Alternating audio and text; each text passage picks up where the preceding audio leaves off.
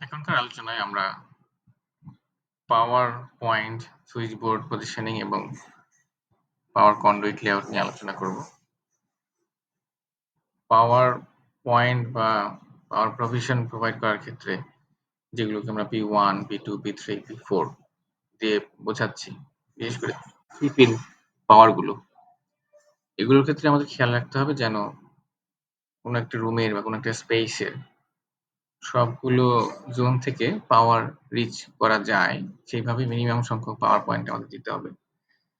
যদি রুমের মধ্যে একটা দরজা থাকে, দরজার একপাশে যদি একটা পাওয়ার পয়েন্ট থাকে, সেক্ষেত্রে দরজা ক্রস করে বা পুরো অন্যদিক দিয়ে ঘুরে অন্য পাশে পাওয়ার পয়েন্ট যাওয়া কঠিন। সেজন্য দরজার অপর পাশেও একটা পাওয়ার পয়েন্ট আমাদের কনসিডার করতে হবে। সাধারণত কর্নার লোকেশনগুলোতে যদি আমরা দিয়ে থাকি তাহলে ২ টো ওয়াল কভার করা যায়। আর অনেক ক্ষেত্রে ওয়ালের মাঝামাঝি দেওয়াটা ফিজিবল হয়। তো এখানে আমরা যেটা দেখতে পাচ্ছি মাঝামাঝি পজিশনে সাব ডিস্ট্রিবিউশন বোর্ড। এখানে নিচ থেকে মেইন পাওয়ার কেবলগুলো এসে জমা হচ্ছে, এসেছে। এখান থেকে সুইচ বোর্ডগুলোতে পাওয়ার চলে গেছে। আগের ড্রয়িংয়ে আমরা সুইচ বোর্ড থেকে কিভাবে লাইট ফ্যানের কানেকশন হচ্ছে সেটা দেখিয়েছি। তো এই ড্রয়িংটাতে আমরা মেইন ডিস্ট্রিবিউশন বোর্ড থেকে প্রত্যেকটা সুইচ বোর্ডে কিভাবে পাওয়ার যাচ্ছে সেটা দেখাতে চাচ্ছি। এখানে শুরুই হচ্ছে আমাদের C6 দিয়ে, কারণ পাশের কেবল শিডিউলে দেখতে পাবো C6 মানে 2.5 স্কয়ার এর ২ টো কেবল, এক জোড়া কেবল, যেটা মিনিমাম সুইচ বোর্ডের ক্ষেত্রে আমরা ইউজ করে থাকি এবং পাওয়ার পয়েন্টগুলোর ক্ষেত্রেও ইউজ করে থাকি। এখানে আমি একটা জিনিস উল্লেখ করতে চাই, কয়েকটা সুইচ বোর্ড আমরা একটা কেবল দিয়ে কভার করতে পারবো, মানে একটা করে প্যারালালি সবগুলো কানেক্টেড হবে। কিন্তু সুইচ বোর্ডের সাথে কখনো আমরা পাওয়ার পয়েন্ট কমন করব না। পাওয়ার পয়েন্টের জন্য আলাদা কেবল আমাদের কনসিডার করতে হবে এবং প্রত্যেকটা মানে কয়েকটা পাওয়ার পয়েন্ট আবার একই কেবলে যুক্ত হতে পারবে। মোদ্দা কথা, সুইচ বোর্ড এবং পাওয়ার পয়েন্টগুলা আলাদা কানেকশনে থাকবে গোড়া থেকে, মানে এইচডিবি থেকে আলাদা কেবল আসবে তাদের জন্য। এইচডিবির লোকেশনের ক্ষেত্রে যদি চিন্তা করি, এইচডিবি আমরা কোনো ওয়েট জোনে বসাবো না, যেমন ওয়াশরুমের ওয়ালে বা এক্সটার্নাল কোনো ওয়ালে বসাবো না যেখানে ময়েশ্চার ইনপুট করতে পারে বা ময়েশ্চার ইনফেস্টেশন হতে পারে, সেখানে আমরা বসাবো না। এবং রান্নাঘরের দেয়ালে যদি বসাতে হয় সেক্ষেত্রে চুলার যে লোকেশন বা চুলা যেখানে বসবে তার বরাবর কোথাও বসাবো না, যাতে টেম্পারেচারটাও বেশি না রিচ করতে পারে। এইচডিবি বসানোর ক্ষেত্রে ফ্ল্যাটের মাঝামাঝি লোড সেন্টার আমাদের কনসিডার করতে হবে।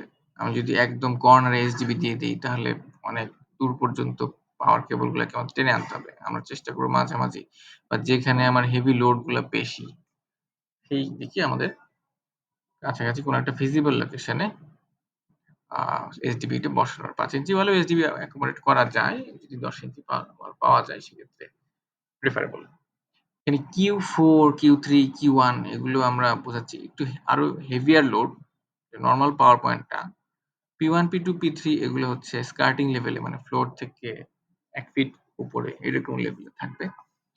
Q দিয়ে আমরা বোঝাচ্ছি এসি এবং গিজারের পয়েন্ট। এসি এবং গিজারের পয়েন্ট আমরা জানি যে রুফ থেকে ১.৫ ফিটের মতো নিচে থাকে।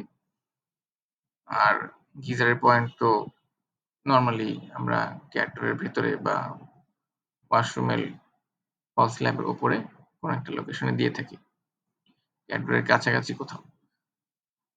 তো পাওয়ার পয়েন্ট বা পি এর জন্য যে প্রভিশনগুলো আমরা দিচ্ছি, মানে কেবল দিচ্ছি, সেই কেবল থেকে আবার এসি বা গিজার কানেক্ট করা যাবে না। এটার জন্য এসডিবি থেকে আলাদা কেবল যাবে এবং একটা এসির জন্য ডেডিকেটেড এক জোড়া কেবল, একটা গিজারের জন্য ডেডিকেটেড এক জোড়া কেবল থাকবে। একটা কেবল দিয়ে আমরা ২ টো এসি বা ২ টো গিজার চালাবো না।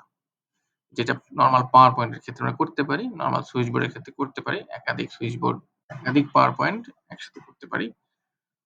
কিন্তু এসি গিজার সম্পূর্ণ আলাদা হবে এসডিবি থেকে। তবে কন্ডুইট আমরা কমন রাখতে পারি। এখানে যদি আমরা দেখি যে C11 এসডিবি থেকে এই Q4 এ আমাদের কানেকশন গেছে। এখানে একটা গিজার আমরা দেখিয়েছি রান্নাঘরের জন্য। C11 মানে হচ্ছে ১ জোড়া 4 স্কয়ার mm কেবল। আমরা C11 যদি দেখি 4 স্কয়ার mm এর ১ জোড়া কেবল সাথে একটা আর্থিং আছে। আবার আমরা যদি এখানে এসবিজি বা গিজারের সুইচ বোর্ডের সাথে যে কেবলটা এসছে সেটা হচ্ছে C12 হচ্ছে ২ জোড়া 4 স্কয়ার mm কেবল। এখানে ১ জোড়া কাজে লেগে যাবে আমাদের গিজারের জন্য। আরেক জোড়া এখান থেকে C11 হয়ে আবার এই এসির জন্য এসছে, Q1 এর জন্য এসছে।